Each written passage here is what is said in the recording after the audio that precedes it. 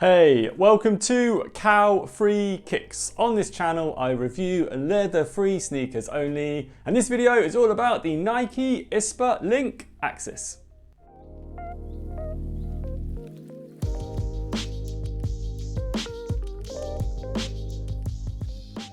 Welcome to the channel. If you've not seen one of my reviews before, I always look into 5 different categories when I review a pair of sneakers, and they are looks, comfort, weight, breathability and price. And then at the end of the video, I will give these Nike ISPA LINK AXIS an overall rating out of 5 stars. If you do like what you see as you are going along, or you want to do it right now, please do not forget to click the little thumbs up like button below on your device. And if you haven't subscribed already, you can also click that little subscribe button down there to show a little bit of extra support for the channel. All your help is greatly appreciated. Now let's start this review off by checking out these Nike ISPA LINK AXIS on feet.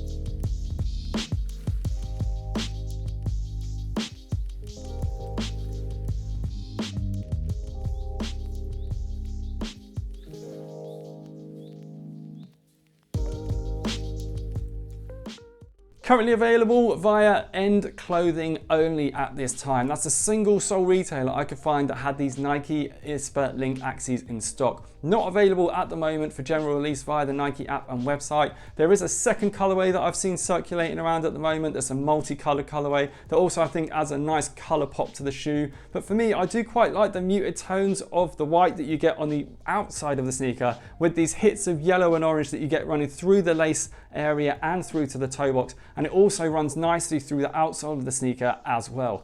Now these sneakers are part of the ISPA range, and that is a range from Nike where they're trying to create more sustainable, future-proof and recyclable shoes, and they've achieved that with this sneaker by making them up of 4 different elements, and this sneaker can be completely disassembled so that each element of the shoe can be recycled at a different time due to how the wear and tear occurs on the shoe. So inside the sneaker, you've got a 10% recycled insole unit that can be replaced obviously quite easily for wear and tear. The upper of the sneaker has this canvas-like fabric in the white, the yellow and the orange. That's 100% recycled polyester. And then you've got this midsole unit with the air bubbles you can see here that sits directly underneath the insole unit. This clear unit here is made up partially from recycled airbags, and then you've got this TPU outsole unit that wraps around here with the Nike swooshes and interlinks with the lacing in the middle of the foot, the front of the foot and towards the heel cup as well, and that wraps right around this air bubble midsole unit. And then you can see on the outsole here it's got some nice Nike branding and extra elements to it.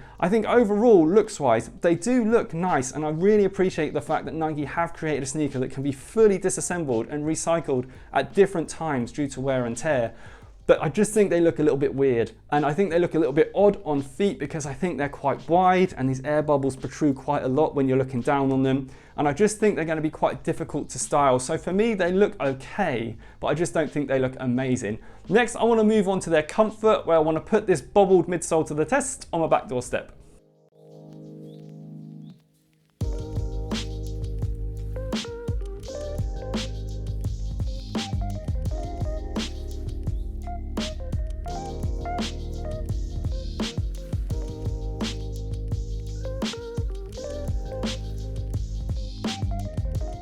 You can see from the step test that these offer a nice amount of responsive cushioning and bounce back, but it's not as cushioned as I thought it would be because you can push the air holes in on this unit incredibly easy, and I thought they were going to offer really nice responsive bubbled air cushion bounce back, but they only lie really around the perimeter of your foot.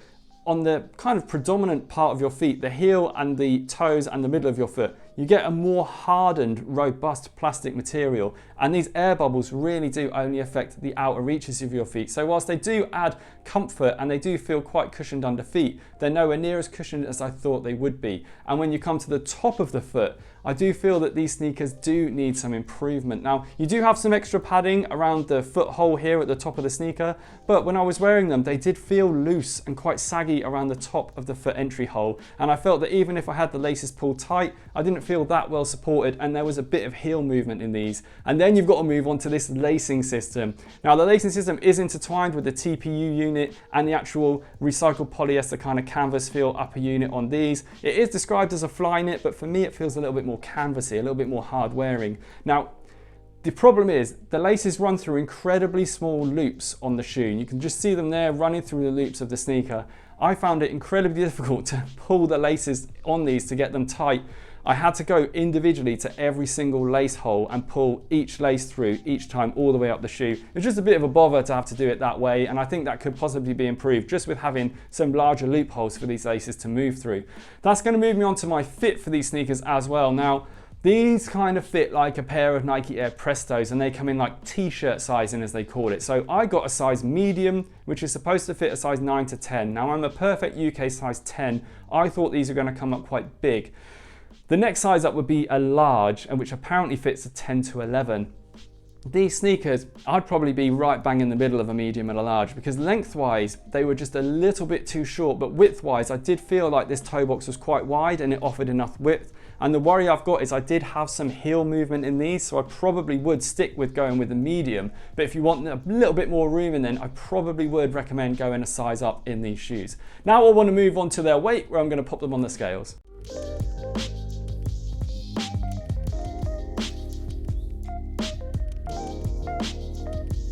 This is where they get really disappointing, weighing in at 438 grams per shoe. Now, they do feel heavy in hand, and they did feel heavy on feet, and it's mainly because of the weight of this TPU outsole cage that wraps up this bobbled midsole. They both do have a bit of weight to them, coming in at 438 per shoe. Yes, they're not going to be a sneaker that's possibly going to use for extreme active wear or exercise, but I do think that coming in at that weight, they really need to reduce that to make a sneaker that's going to be a lot more lightweight and more comfortable under feet. And obviously, using less materials in the shoe surely has got to be more sustainable for the future as well.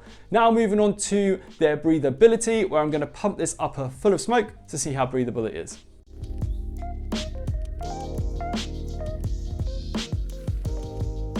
Possibly one of the quickest smoke releases I've ever done, and that's because of the way the sneaker is composed. So this upper here, which Nike have called a flyknit upper, but again, I think it feels more canvasy.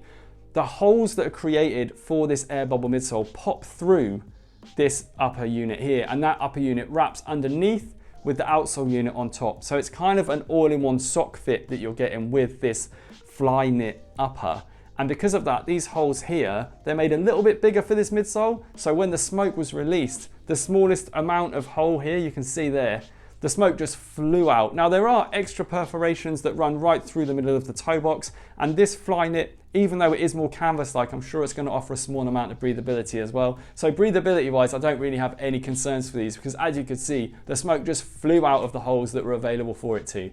Now I want to move on to their price. Now these came in at £110. Now when images of this sneaker were first released, they were supposed to be coming in at $200 to $300 per shoe. That's around the £180 to £250 mark, which is way too much. And I think this entry level cost of £110 is an incredibly fair price for a shoe that, if you think about it, if you do recycle each element as it wears out, then you could obviously get quite a lot of wear out of this shoe. Now, I'm not 100% sure on how you are supposed to recycle each element, and hopefully Nike will release more information on that, if it's like a return job or whether or not they'll send you something out if you click a QR code like Adidas do with some of theirs.